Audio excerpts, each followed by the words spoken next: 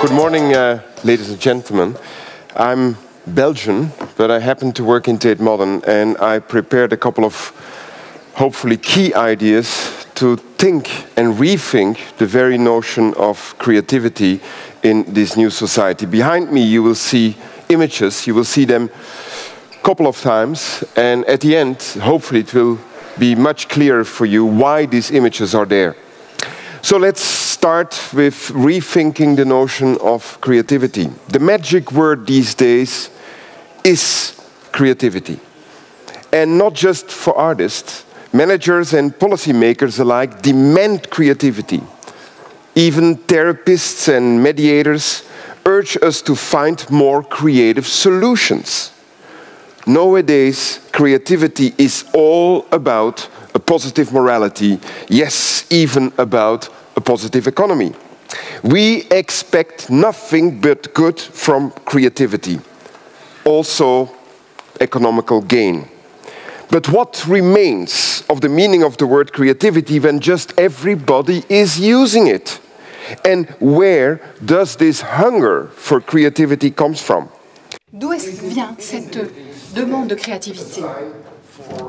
Est-ce que c'est un signe de perte de véritable créativité? Il nous faut être reconnaissants à des personnes comme Pascal Guinen, le sociologue belge, et d'autres, Ario Clamo, le professeur de droit Ugo Mattei d'Italie, et Virno Paolo aussi, qui nous ont aidés à comprendre la signification, l'organisation et même une forme de nouvelle gouvernance, de créativité. Et Paolo Virno nous dit, en fait, la blague, c'est la forme la plus basique de créativité. La blague est une acceptation de créativité, mais au moins une blague nous permet de comprendre comment la créativité fonctionne. Les blagues démontrent comment une situation précise peut être gérée selon des règles totalement différentes. Si la législation était une mesure, la blague est le moyen de mesurer la transgression. Ces blagues signifient que rien n'est nécessaire ou impossible. Tout peut être différent également. Les blagues clarifient aussi le fait qu'il y a plusieurs manières de traiter la norme.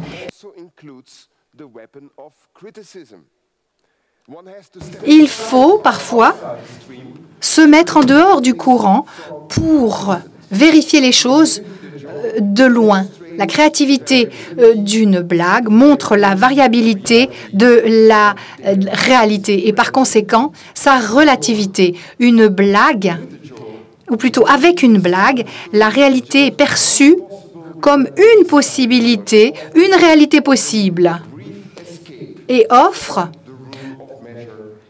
une manière de s'échapper de cette règle de mesure, mentalement au moins. Et cette sensibilité mentale de prendre de la distance par rapport à d'autres et de s'examiner par rapport à la norme ou à la règle, c'est bien la condition fondamentale pour la créativité. Donc, ça n'est pas une surprise que plusieurs personnes réfléchissent et font référence à un comportement asocial ou insocial comme une précondition à toute créativité. Et si l'on prend ces caractéristiques de la créativité au sérieux, on comprend que les industries de la création ont compris la créativité comme une instrumentalisation de la culture. Et le capitalisme créatif et le néolibéralisme, eh bien, ils font référence à quelque chose de complètement différent quand ils utilisent le mot créativité. Le capitalisme et le néolibéralisme n'aiment pas les risques. Ils n'aiment pas les blagues. Ils ont peur. Ils craignent de faire des choses très différemment. Et voilà pourquoi ils sont très soupçonneux de ceux qui visent l'exodus, le capitalisme et le néolibéralisme n'apprécient pas du tout cette potentiel d'exode. Ils ont peur de voir qu'ils ont fait une faute, un faux pas. Pourquoi? Parce que le capitalisme et le néolibéralisme installent des mécanismes de contrôle en amont. On ne sait pas si la crise financière est fondée sur une quantité exceptionnelle de créativité, mais il s'agit d'une forme immatérielle de créativité. Et ce type de créativité, lorsqu'elle atteint le niveau de la réalité, comme en 2008, alors on se retrouve avec un désastre total.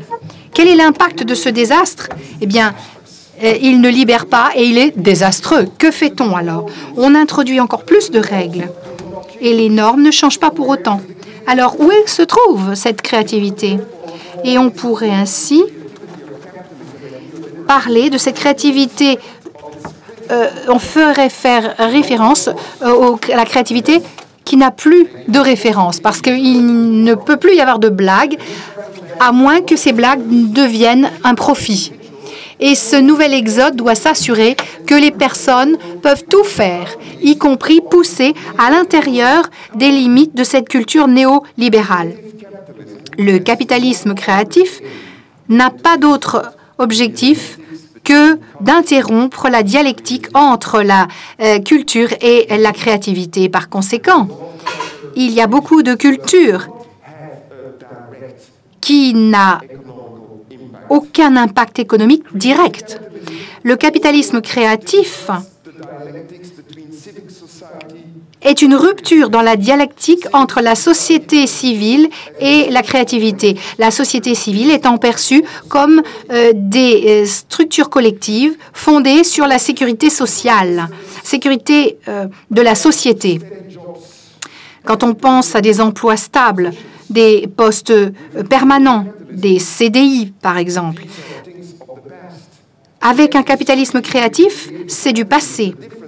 Et la différence entre le travail et les loisirs disparaît de plus en plus maintenant.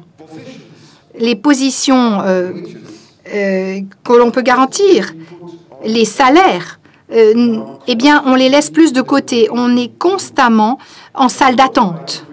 Et au niveau mondial, le secteur de la créativité cultive une telle éthique du travail qu'il tombe entre les mains du néolibéralisme. Lorsque l'on regarde l'océan de projets créatifs qui créent des attentes intenables, prenez la crise, eh bien, on sait que tout sera partiel et temporaire. Les personnes nomades sont physiquement flexibles et mentalement et socialement aussi, quand elles sont géographiquement mobiles. Et leur mémoire n'est pas à très long terme. Ces personnes n'ont plus à tenir un poste à long terme. Et donc, on fait intervenir des personnes sur des emplois temporaires en leur faisant miroiter un futur prometteur. C'est une carotte, une illusion, car la valeur économique n'est plus liée aux moyens culturels. Et le moyen culturel aboutit souvent à une forme d'auto-exploitation. L'enthousiasme étant une forme d'auto-exploitation. Et le démantèlement de ce moyen économique dans le contexte de cette pauvreté excessive n'a pas pour résultat le produit ne produit pas de satisfaction. Les valeurs économiques et sociales ne font plus route ensemble. Le pouvoir, la richesse financière crée une fracture encore plus importante entre ceux qui peuvent beaucoup avec beaucoup de choses qu'ils ont et ceux qui voudraient faire quelque chose avec des choses qu'ils n'ont pas. Et en fait, ils n'ont que très peu. Ils possèdent si peu. Et le manque de révérence le fait que l'art visuel actuellement n'est pas respecté est lié à ceci.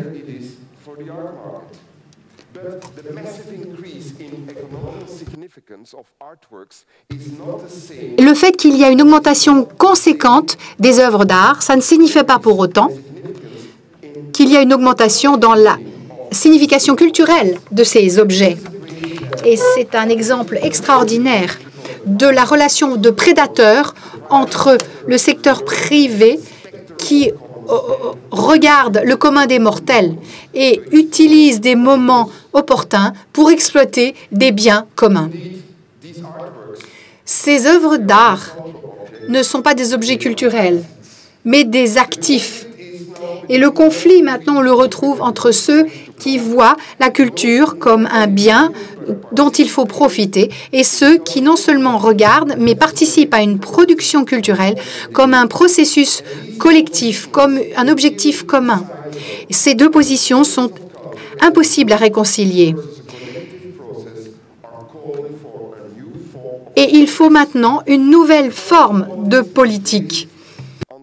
C'est appelé à être appliqué par beaucoup. Mais pour ceci, il faut plus d'obligations légales.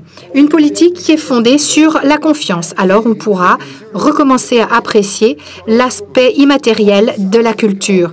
Les produits culturels sont bons parce qu'ils sont fondés sur ce qui existait avant. Culture est liée à cultiver, qui exprime l'idée d'amélioration de ce qui est actuellement présent.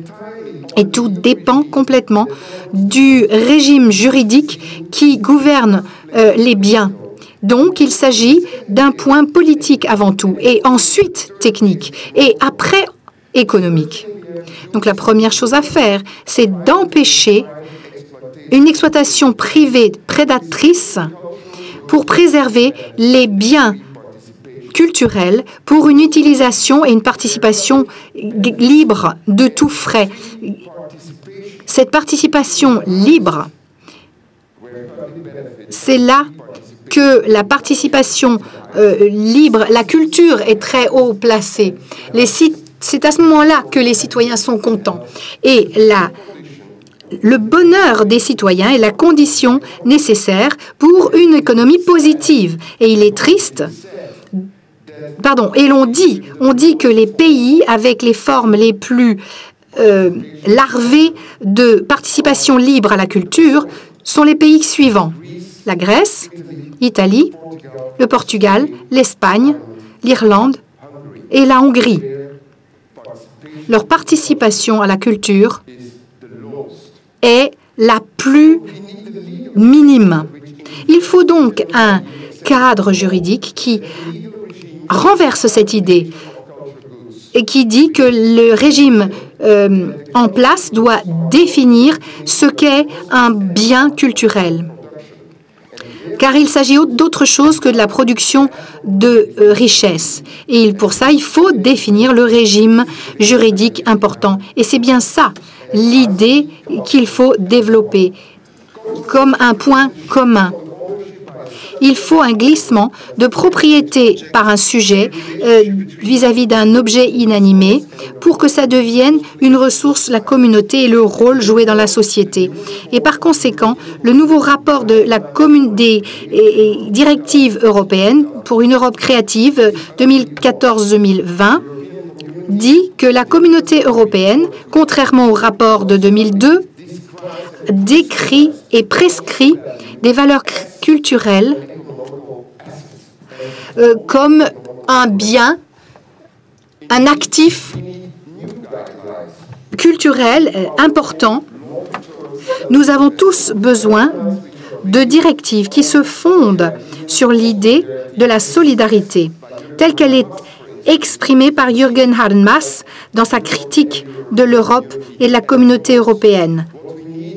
Et il dit qu'il faut des directives pour comprendre et travailler avec la culture comme un bien commun, une forme d'être ensemble. Et la créativité n'est pas la capacité ou la possibilité d'une personne ou un individu La créativité est toujours un processus social qui dépend des situations locales. Et je suis d'accord avec Alain Badou quand il dit que pour pouvoir réfléchir à la culture comme bien commun, à nouveau, il faut mettre en œuvre des relations concrètes avec des expériences locales, culturelles. Il faut créer un espace commun à partir d'expériences communes, locales, où les gens qui savent quelque chose peuvent rencontrer des personnes qui connaissent quelque chose d'autre.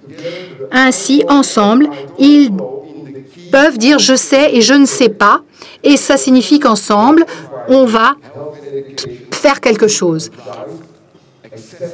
Et ainsi, la culture et l'éducation est un droit accessible à tous et à personne. C'est une ressource. Et donc, les catégories existantes de public et privé appauvrit la possibilité de la culture gouvernante.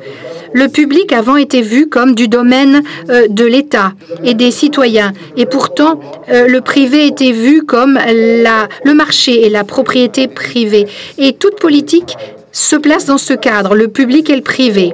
Et nous sommes pour ou contre, du coup. Pour ou contre le marché, pour ou contre l'État. Or, l'idée actuellement, quand on parle de public et de privé, c'est une distinction qu'il faut faire sans cette différence.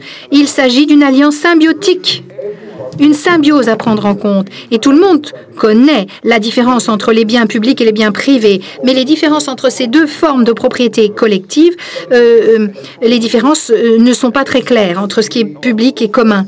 Et le contraste le plus simple, eh bien, il suffit de demander si cette ressource a besoin d'être gérée comme un mandat social ou s'agit-il d'une expression d'une mutualité et d'une collaboration sociale.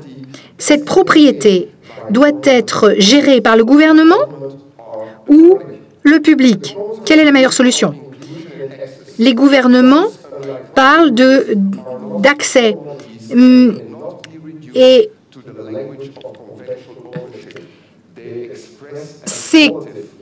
ils expriment une relation qualitative, quantitative. Et les biens culturels, mesdames et messieurs, sont exceptionnels. Et pour cela, ils sont plus simples à distinguer d'autres biens. Ils sont exceptionnels à cause des conventions, des conversations qui les rendent des biens culturels, des conversations.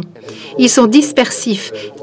Ils sont des constructions sociales. Et on a besoin de bon sens qui nous permet de reconnaître que chaque survie d'individu dépend de sa relation avec les autres. Et en tant que tel, notre bien-être est lié et inséparable de la culture. Sans la culture, nous avons encore moins de quoi que ce soit. Et quand on le croira véritablement, alors on pourra s'éloigner d'une créativité forcée parce que l'on pourra oublier le fétichisme de la créativité et l'on pourra comprendre ce que la véritable créativité veut dire, c'est-à-dire un potentiel. Une créativité est la clé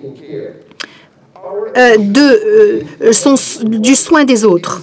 Et donc, notre modèle est de traiter un certain nombre de ces points. Si l'on prend l'art et la capacité artistique comme un agent dont l'objet est d'arriver à un changement. Et dans le monde artistique du XXIe siècle, il faut une place où les questions intimes, mondiales, puissent être posées et auxquelles on pourra répondre. Merci.